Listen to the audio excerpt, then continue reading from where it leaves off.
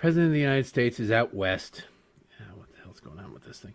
He's out west, out in Arizona, and Peter Doocy, apparently Fox is broadcasting this all over the place, but Peter Doocy, it's so sad that he's the only person in the whole freaking press corps who would ask a decent question, a regular type of question, something related to the news. I understand that this is not the way the news business works anymore, but it's just one of those things where you're like, is there nobody? Is there nobody that would ask these questions? Anyway, I am Derek Hunter. I am the host of a podcast, the Derek Hunter Podcast, and I will try to get this. It's only a 21-second clip. It shouldn't be that hard. But you watch these people. Actually, Corey, can you get it? Because there's something wrong with my recording equipment. It's out on Twitter. If you just search Doocy on Twitter, it comes up, and let me know when you get it, because this is absurd. Joe Biden is... Since this just came out, play it for you and say, but Joe Biden has this reputation. He's given himself. I've talked about it regularly on my podcast about he's such a nice guy. He's just a middle-class guy. He's just an average Joe. He's just a guy, man. He just loves people. When he really is, if you've ever worked in the Senate, if you've ever been around people like this, you see them. He's a jerk. He's a diva. Joe Biden is worse than most people because he's been in quote-unquote public service his whole life. Never really had to worry about, holding a job. He's safe, right? He's an idiot Democrat elected in Delaware, and the Delaware people just go, yeah, you know what? He's an idiot, but he's our idiot. And the rest of the country says, well, why didn't you keep him then? Why'd you have to inflict him on everybody else? And so you sit there and you ask him questions in any way, shape, or form. If you challenge him, he's like, I'll challenge you to a push-up contest. That doesn't really tell me about your economic plan, Senator. Look, fat. Look, this, you dog-faced pony soldier. You're ugly. You're horrible. I'll take you out back. I'll corn pop you. Huh. Most famously, of course, 1987, when he was running for president the first time, and somebody asked him what kind of marks he got in law school. For you young kids out there, marks are what old people used to call grades. And Joe Biden said, I bet I have a much higher IQ than you do. And he listed off all these accomplishments, none of which were true. None of it. I was the excellent academic student. I was a graduate at the top of my class. Nope. You were 76 out of 84. He is a complete fraud. So today out in Arizona, Peter Doocy gets a chance to ask Joe Biden, the president, a question. And the people around Joe, if you see this video, they tense up. You could have made, if you had a lump of charcoal, you could have made a diamond.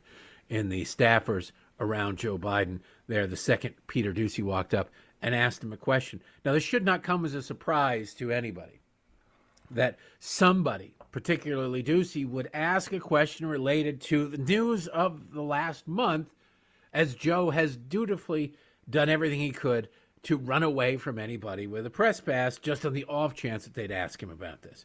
So Doocy asks about, hey, you never talked to your son about his overseas business, but weirdly you're on your speakerphone. You're on speakerphone with your son a lot every time he had a meeting with his potential clients. Isn't that weird? I don't know about you.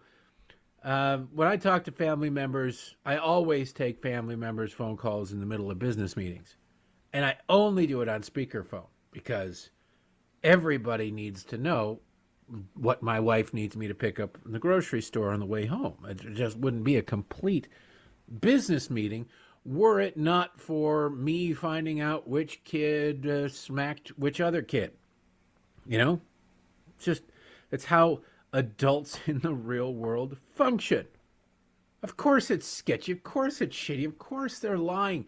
That's what they do. They're Bidens. I give you my word, as a Biden is about as worthwhile as a $3 nickel. So listen not only to the question that Peter Doocy asked, but listen to the attitude and the anger in Mr. Nice Guy Joe. But now, Doocy isn't saying, look, Joe, You corrupt SOB. You liar. You fraud. We know you got rich. Nobody even said, hey, how'd you get so stinking rich in government? Nobody's ever asked him that question yet. I imagine he'd go for their throat if he did. But he asked a question relevant to the news to at least half the country. Rachel Maddow might not give a damn about this, but Rachel Maddow represents about, well, she's the most popular host on MSNBC. Yeah, but she's on one day a week. She gets 2 to 2.5 million people. Less than 1% of the population are really lining up going, I need my news from a very dour conspiracy theorist with a bowl haircut. Otherwise, I can't take the news. She wouldn't ask the question, but Doocy did. People who watch her don't care, but the rest of the country have at least some curiosity. And you would think, when you look at the polling data, as all the polls indicate, and like I say, polls about how you're going to vote in a year are worthless, but polls about the attitudes of the public at this moment are relevant because they let you know the attitude of the public at this moment. And polls are showing that the American public look at the Biden family and go, it is kind of weird that they don't do anything, yet people pay them a ton of money. It's very odd. Because I don't think they're very... Look, there are some lobbyists in Washington, D.C. who get those, I'm on a monthly retainer for $45,000 from this industry just in case something great. Not very many people, but they do exist. So they're not looking at it weirdly. They're looking at it going, well, I hope they don't get rid of the no-show jobs. I hope that they keep the... I don't want to work for a living. I don't want to be productive. If we're suddenly going to demonize people who don't do anything noticeable or discernible for a living, I need to have a go bag, I suppose, by the Jaguar. But listen to this clip and listen to Biden's anger at the question that his staff should have prepared him for. Go ahead. There's this testimony now where one of your son's former business associates is claiming that you were on speakerphone a lot with them, talking business. Is that what? Never talk business in anybody. And I knew you'd have a lousy question. Well, why is that a lousy question? Because it's not true. Thank you, Mr. President. Because it's not true. Look, my Polident is wearing off, my denture cream, my teeth, my plates are slipping. It's not true. It's a lousy question. Then why are you so angry about it? What's really telling about the Biden family and the Democrats and the media is nobody's looking into this. Nobody is remotely looking into this. If there is nothing to hide, then why are these people acting as though there's something to hide? If these people have absolute confidence that Joe Biden is as pure as the wind-driven cocaine Hunter used to snort off of his prostitutes, then why would they not throw open the bank records? Why would they not encourage, look, journalists, go out there, dig into us. Go ahead, talk to everybody. I give carte blanche to everybody. Go ahead, talk to everybody. Take all the records you want. You're not going to find anything there because there's nothing there. Instead, you get, I knew you'd ask a lousy question. Well, Joe, I recognize that you probably don't have Fox News where your head is normally residing because, actually, getting the cable up there would be easy, but the TV would be the issue.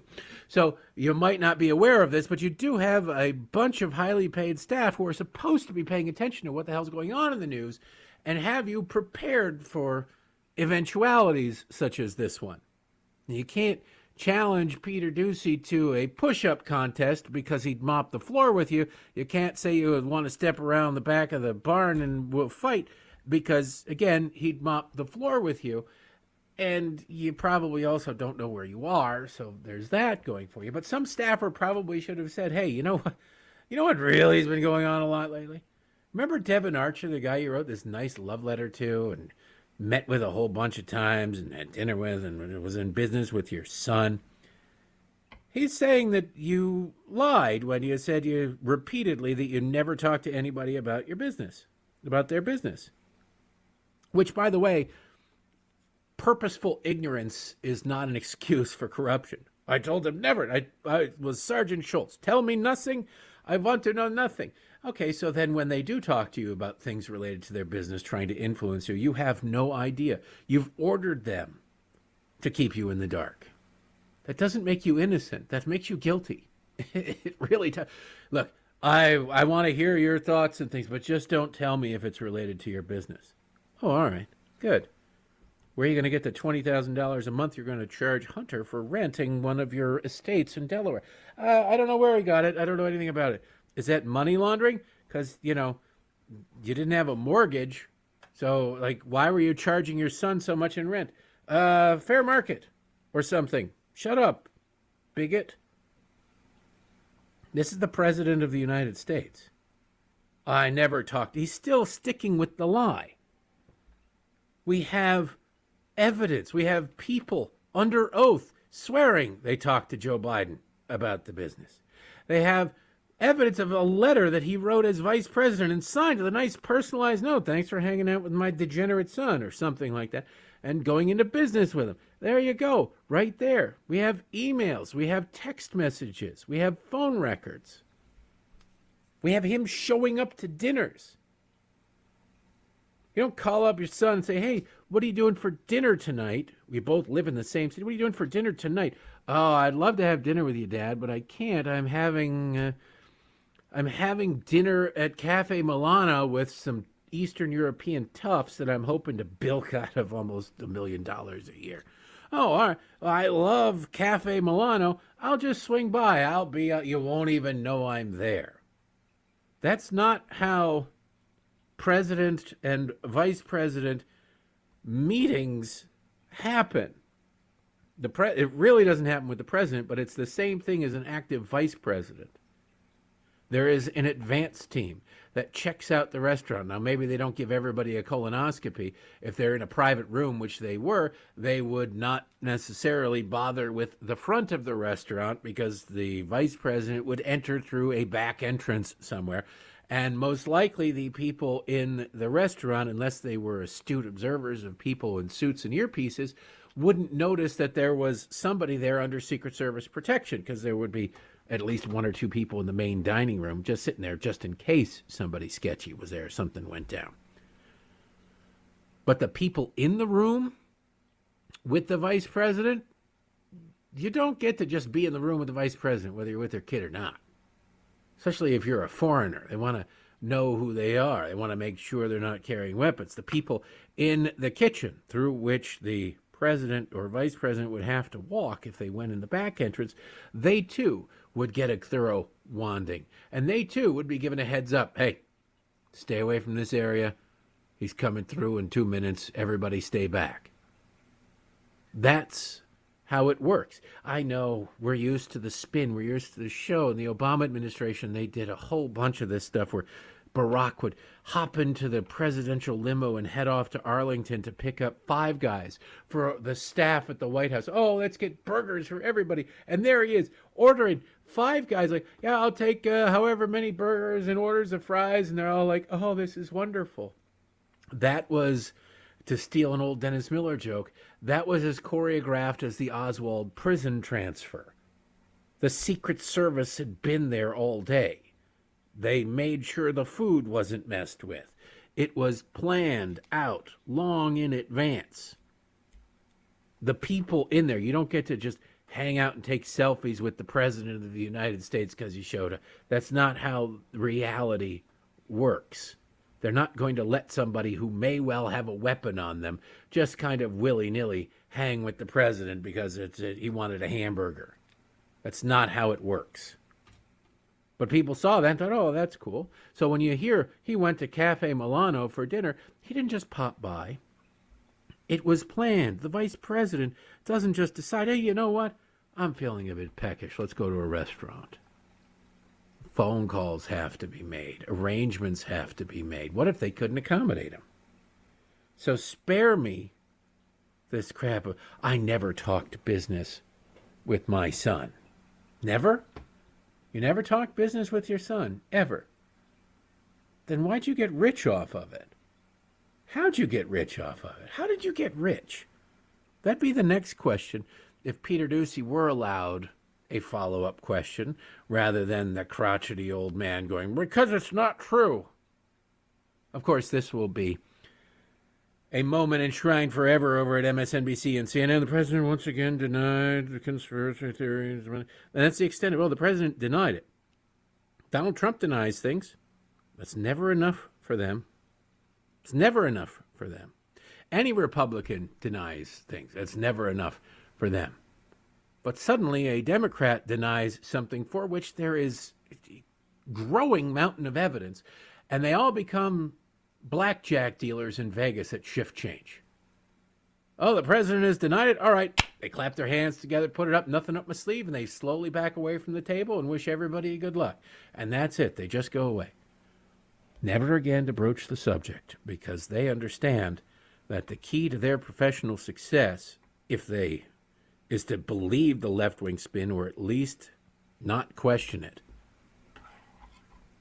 Where Joe's head is firmly planted where he doesn't apparently get cable, pretty much every member of the press except for Peter Doocy and maybe Phil Wegman from Real Clear Politics, they have condos up there.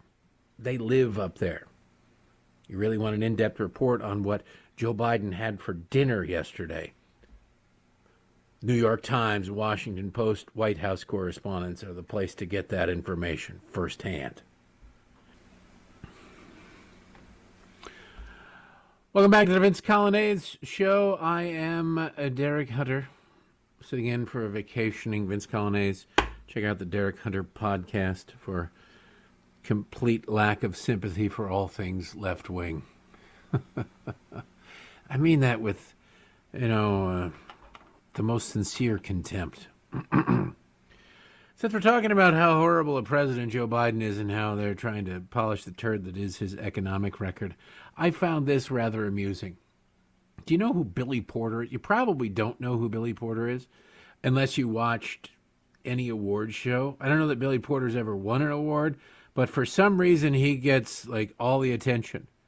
And they always, the next day, you want to know how left-wing Hollywood is and how left-wing. I mean, you think that the political media is terrible. And they are. Don't get me wrong. They're god-awful terrible. The only form of journalism that is worse is entertainment journalism. It is, you almost feel bad. I mean, if they weren't horrible people, you'd feel badly for them. But they just embarrass themselves. They prostitute themselves for access. You watch interviews and they're like, oh, smiling. Oh, you're the one. Who are you wearing? Oh, it's wonderful. Oh, you're terrible. These are vapid people. They did that. You go back and you watch any red carpet interview with somebody like Harvey Weinstein, right? Harvey Weinstein produced a lot of movies that got a lot of nominations. And you go back and you watch the interviews and they're all like, oh, Harvey, you're just so Harvey. And, oh, it's wonderful. You did such a great job with this movie. I mean, the actress in it is now currently institutionalized, needing serious mental help from what you did to her. But, the movie, the film, what's up on the screen is just magnificent. I mean, it was the worst kept secret, they always said, that Harvey Weinstein was a sexual predator. But every time anybody with a press pass got near him, it's, oh, Harvey, it's just Harvey being Harvey.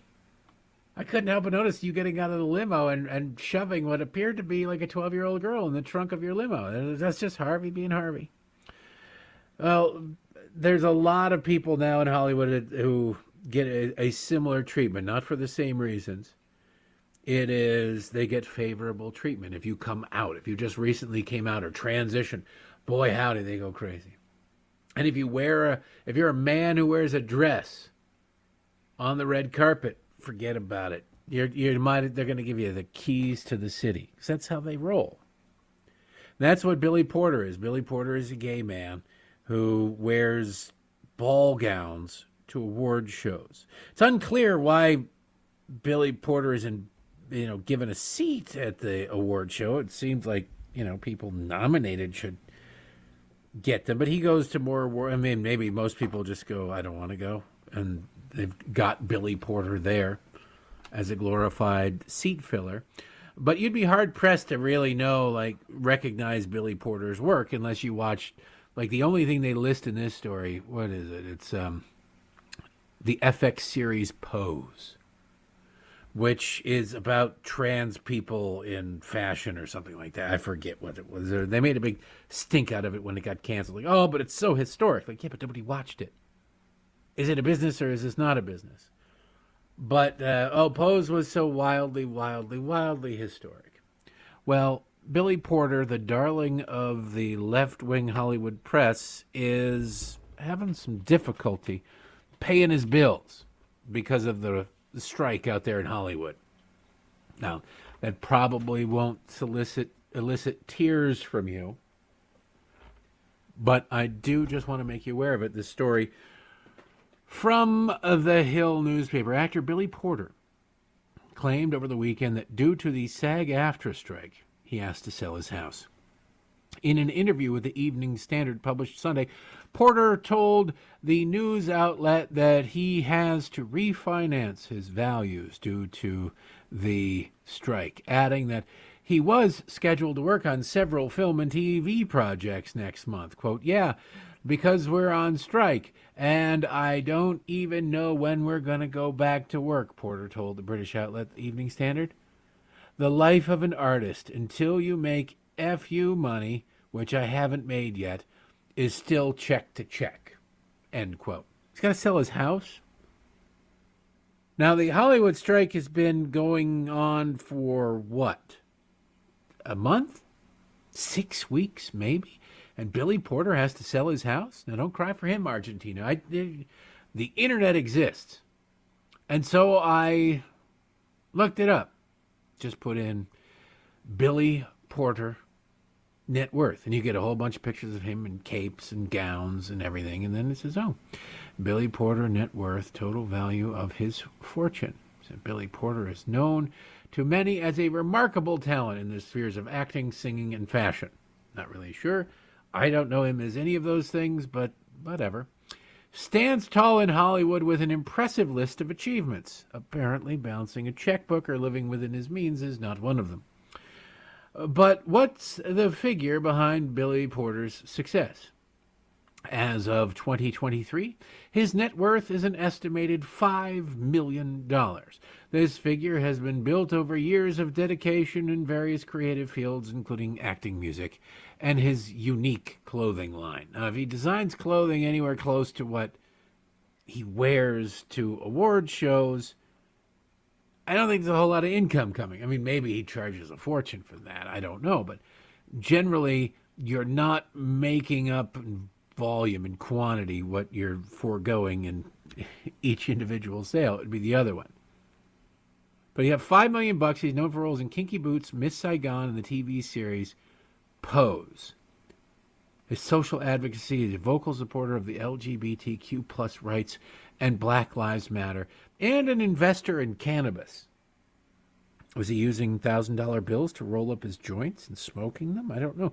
How do you need to sell your house after a 6-week strike where you were worth $5 million? Again, I can't bring myself to care.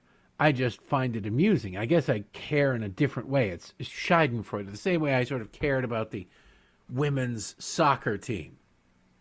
I wasn't actively rooting against them per se, although, I don't know, if you hook me up to a polygraph test, I might have to say that I was.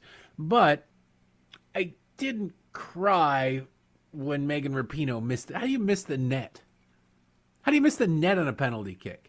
It's the biggest goal in all of sports. It's huge. I'm not sure from where the penalty thing is, if I were required to kick the ball in that general direction, but not hit the net, that I could do that. I don't know how you not score. But she missed it. Of course, I don't get paid $7 million a year for my soccer abilities like Megan Rapinoe does. My belief, my town hall column on Thursday is about engaging in Schadenfreude with her, by the way, because it's absolutely justified. She had no business being on that team. She was too old. It wasn't that she wasn't good in her time. It was that she acted like she was still good. She took a seat, a spot away from somebody else. Even if she was on the team, why was she on the field at the end of that, take that penalty kick? I bet you the coach was terrified to not have her out there, because the question would have been, if that was her last game, if the U.S. lost, why did Megan Rapinoe not get into that last game? She's the most famous women's soccer player out there. Nike demands that she be out there. So they put her out there. They took somebody who could do the job off the field. They kept somebody else who could do the job better off the field, and they put her out there. Worse, she let it happen. In the column, I actually compare her to Bill Buckner. When Bill Buckner let the ball go between his legs in 1986, I think the manager of the Red Sox at the time was McNamara. Can't remember his first name. Robert McNamara, maybe, but I think it was McNamara anyway. And Buckner was hobbled. Buckner was hurt. I think he had a pulled hamstring. He couldn't run. He just kind of limped around. But the manager wanted him to be out there on the field when the Red Sox won, when they clinched, when it was over. So he kept him out there in the ninth inning when he shouldn't have been. He should have been pulled. I'm sure Bill Buckner wanted to be out there, but I doubt Bill Buckner would have said, "Come on, what are you doing? I can." No, the coach admitted that he decided he wanted him out there. He knew that he didn't have the mobility, and he couldn't bend down to pick up that ball.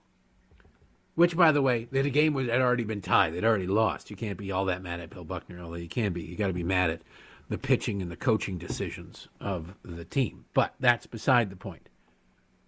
Megan Rapinoe knew that her value, her income was going to drop dramatically after the World Cup. She'd been so polarizing that if she's not playing her sport, who's going to make Nike will throw her $1 million or $2 million, but she's not going to get the $7 million she's making now. She needed some shot at glory. She needed something. Every game she got in, she was terrible in. She was a non-entity. If she were a leader would have taken herself off the court. A leader would have said, or the pitch, sorry. A leader would have said, "You know what, coach? Don't put me in, coach.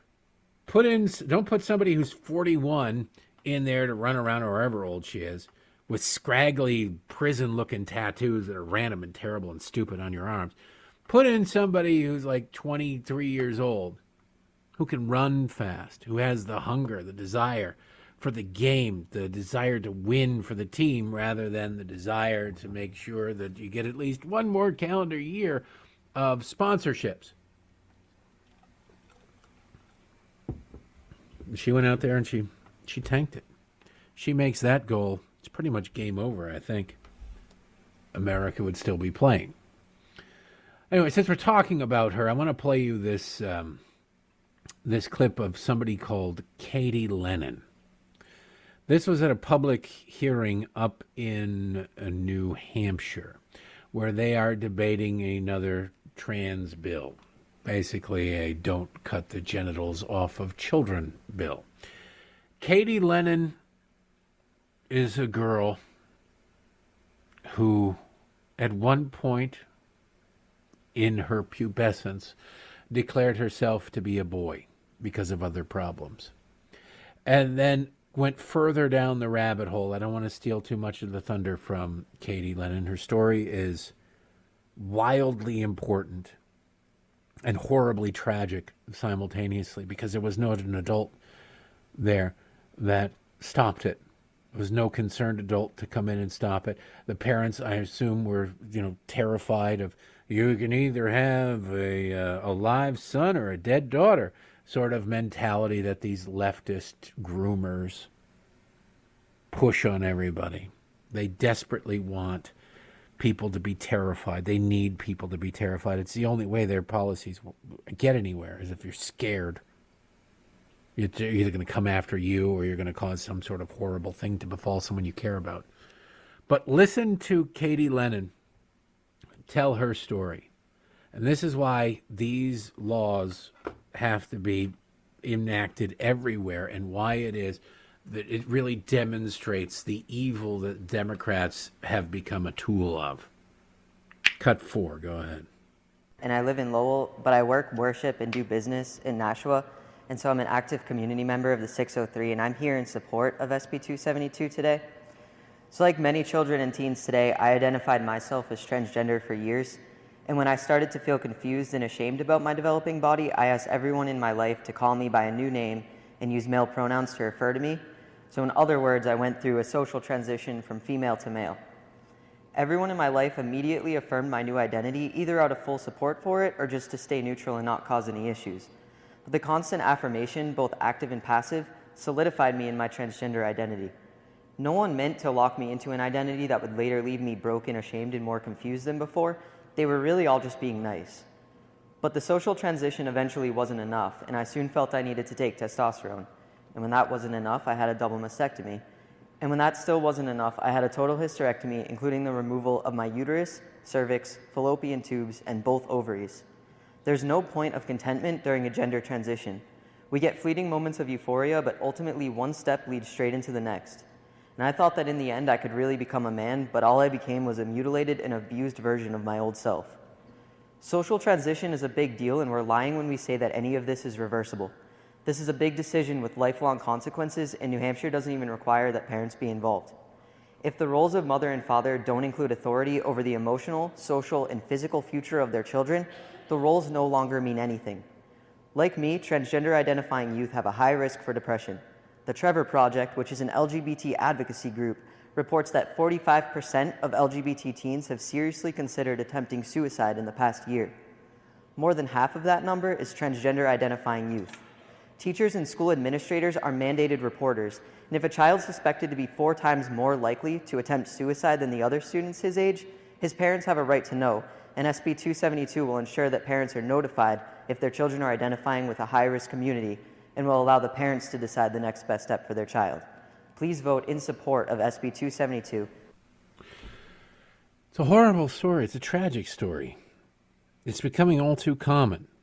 And it's going to be common in places like California and New York, where they're all going, no, we must insist that this is in Portland and Washington State, where they're going to strip parents of their rights, of their responsibilities, of everything. They're going to replace it with government. That's what happens. That's what these people do.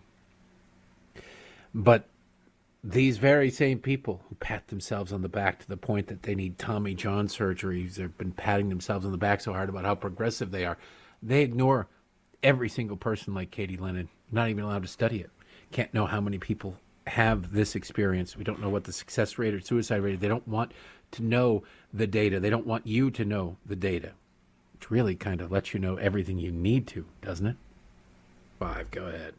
I have spoken with the DC National Guard.